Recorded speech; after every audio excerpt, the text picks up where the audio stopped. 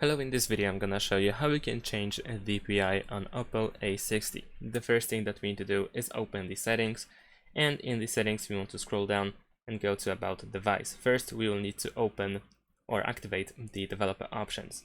So in About Device we need to go to version, and now we need to tap 7 times on version number to activate developer options, and we will need to enter the lock screen password in order to confirm the action.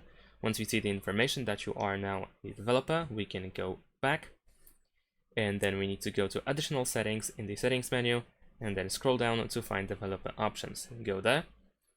Now we need to scroll down until we find a setting that is called smallest width, which should be somewhere over here, more precisely in the drawing section. You need to tap on the smallest width, and now we can enter a different number in order to change the DPI. So let's say I'm gonna type 500, and then you can press save. And there we go, the DPI has been changed, and of course the size of the screen is also changed now. You need to be careful with the amount that you choose over here, as in some cases if you choose too high width, then you might cause some issues with your device.